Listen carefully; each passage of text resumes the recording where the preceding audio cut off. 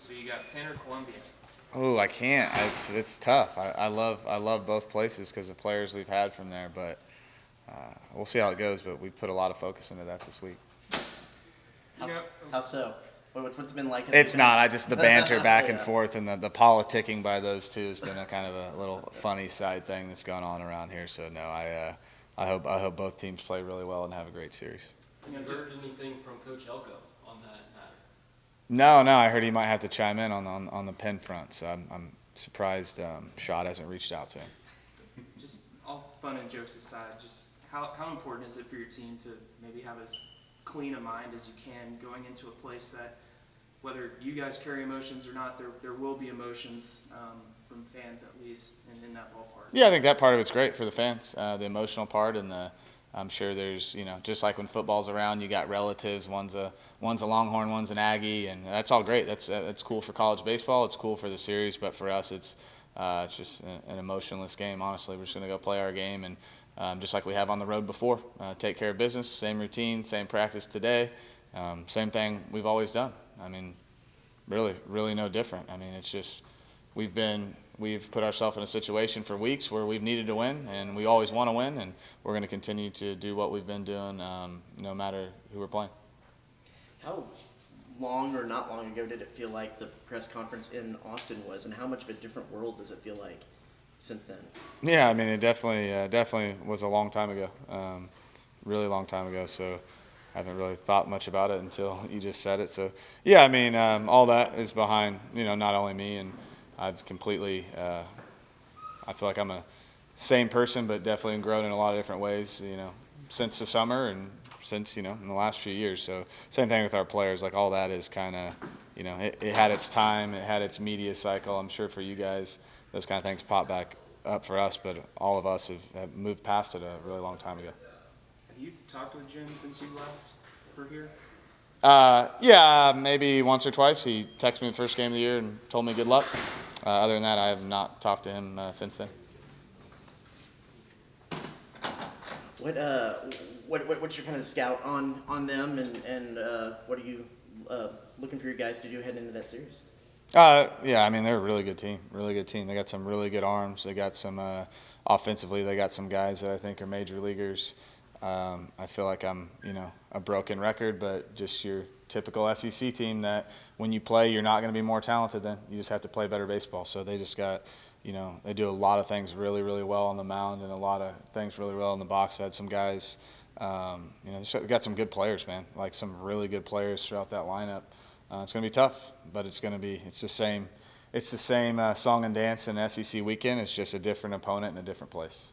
You say this is kind of an emotionless game for you guys, but just knowing the ties that so many players have to both programs, the coaching staffs. I mean, how do you mentally prepare your guys for that and going in, making sure that it is kind of emotionless and that you're not trying too hard when Yeah, I think the good part. I mean, it's a fair point. I think the good part for us is we've had to battle that emotion a lot, just through where we put ourselves and where we feel like we're heading.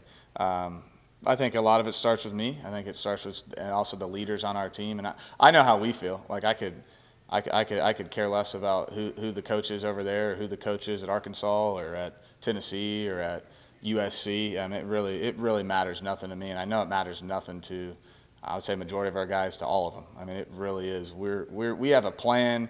We have a vision. We have all those things of where we want to go, and this is just a part of our journey, and it really is nothing more than that to me or to them.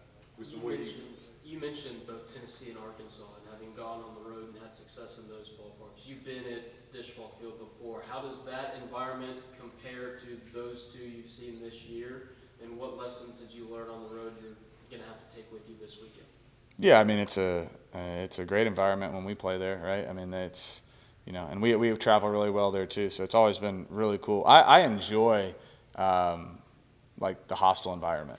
Like when you go on the road and it's just kind of whatever, it's just different, and I personally enjoy it. Like I like when their crowd gets loud and we get out of it, and I definitely like when their crowd's not making any noise at all. So yeah, it's going to be a really tough environment, just like all of them have been in the SEC, and I don't think there's any team that's more battle tested than us. I think that's a for sure thing. So now that's all in the past and doesn't matter, but we got to learn from our experiences and take that same heart rate into their stadium. Something that I've noticed is that Wyatt, when he's in the dugout, he likes to sit or stand, I should say, right on that step right behind you. Is there any rhyme or reason to that? Have you noticed? He likes to talk, and he likes to talk the game, and he's I think it's just his personality and how he plays, and a guy that I hope is one of my assistant coaches one day. Like he's that type of mindset and player, and he's just always constantly into the game, and he does that when I've taken him out of the game. It's just kind of part of his process, and he's locked into every single pitch. Has he done that every single game so far this season? I believe so. He's always right there. I love talking to him. He's always got good things to say, and he'll bounce things off me about himself when he feels like it's appropriate. He's also caught himself a few times like, oh, all right, hold on, I'll get you in a second. But yeah, he's just into the game. He's a coach on the field. He's a leader, and he knows as much about what we need to do as I do, and that's what you want out of your leaders of your team.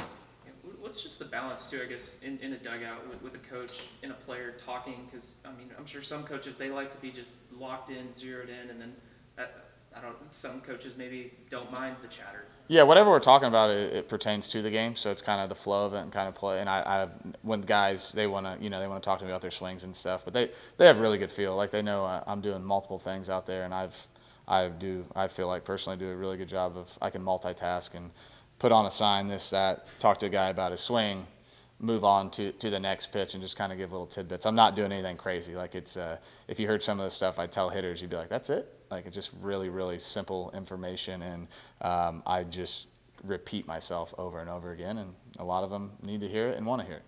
How satisfying is it that your lineup is now having parts, if you divide it in thirds maybe, or and individuals, that you're getting contributions all throughout the lineup, and that it might be a day where somebody's not having a good day, but it's being picked up elsewhere down the lineup, and you're not just sitting there focused on 2 or 3. Yeah, you're not waiting, right? Yeah, it's great. I mean, it makes it easier to run an offense and to be able to do certain things, especially when you get a lead, and that's what you want. You want a 1 through 9 relentless order with no breaks. You're going to have outs, but you want your outs not to be breaks. You want all your outs to be productive outs, and I think we've gotten more consistent at that. I still think we can get better in certain areas, but yeah, it's definitely feels good when you feel like, all right, we don't need to get through so we can flip it back to here. Like all those guys have done a really good job, and they've all kind of had a moment, so they should have confidence in their ability. And I think not only is there,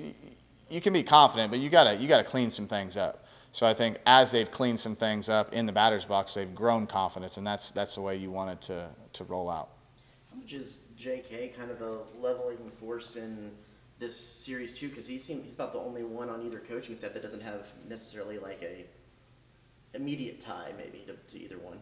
Yeah, I mean, JK's always a leveling force. That's kind of him and Caleb kind of do that really, really well for me, and I definitely need it because I'd say I definitely run on hot a little bit during the games, and they're great for me. So he hasn't need to level just because, like I said before, like I have no care about who coaches on the other team. I mean, I want to beat them because I want to beat everyone, and I want to beat them because it's a freaking huge game. So other than that, it's nothing major, no outside talks about it. You said it's a huge game. With kind of what you guys have been able to do these past couple of weeks and the momentum you have, I mean, how big is a series like this, another number 1 team that you're playing to, with the season winding down? Yeah, no, it's good, and we need, with where we put ourselves, is when you looked at our schedule at the beginning of the year, you're like, everyone's like, man, that's tough, right? Like April's tough. And it was always going to be tough. And for us, in this month, and it's, this is another part of it, we had a choice to make, right? And for us, it was a good thing with where we're at because we knew if we could take care of business, it's going to put us in a good spot. But you always want to win. You always want to play. So it's just, it'd be cool. It'd be cool to go into another tough environment against the number 1 ranked team in the country, the best team in the country, and see what we can do against them. Like, we played against some other good teams, but, this team is probably the best out of all of them. Is your starting rotation keep kind of the same? Yes, same rotation. What have you seen from Ryan, particularly the last week or so? How do you feel like he continues to progress? I think he's definitely gotten better. He's not where he wants to be completely or where we want him to be because where he is completely, it's it's shutting guys down. Like, that's just his mindset. But if you, Jace, tough player, he hit the homer over the fence with his glove, and then, if that play's made in left field on Davalon, and then Eloy doesn't hit a 2-run homer, who knows what he does? I think it's a completely different outing, but I think what he did against an Arkansas lineup, which is one of the best I've ever seen during game one, and gave us a chance, stayed in the game and gave us a chance to win. Like, I thought that was a quality start in an SEC game, because it's all relative, I think, to the opponent you face, and I think he did an outstanding job against a tough lineup. You think there's one where there's just limitations on KU in the outfield? To an extent, yeah, depending on matchup. It's just, you got to make sure. And I think how it's played out a little bit for us, it's given us the luxury of kind of slowly working back in there, get him in there game one. But we'll see how it goes. I always see how he feels on a day-to-day basis. So this isn't just like a progression timeline thing. It really is, how do you feel today? How do you feel today? And filtering out what he says compared to like kind of what we think, because Sorrell would have played 5 weeks ago if I let him, but I didn't want him to hurt himself. So day to day, and sometimes hour and a half before the game, just depending. He's in a really, really good spot, but again, and I've said it, his value can't be overstated, and we got to keep that guy out there. But the other part too is, like, if you remember, like, that guy's a really good outfielder. Like, he's an elite defender in the outfield. So it is, we want to get him back out there as much as possible, and I think you will see it more as we move forward. Thanks, Coach. Thank you, guys.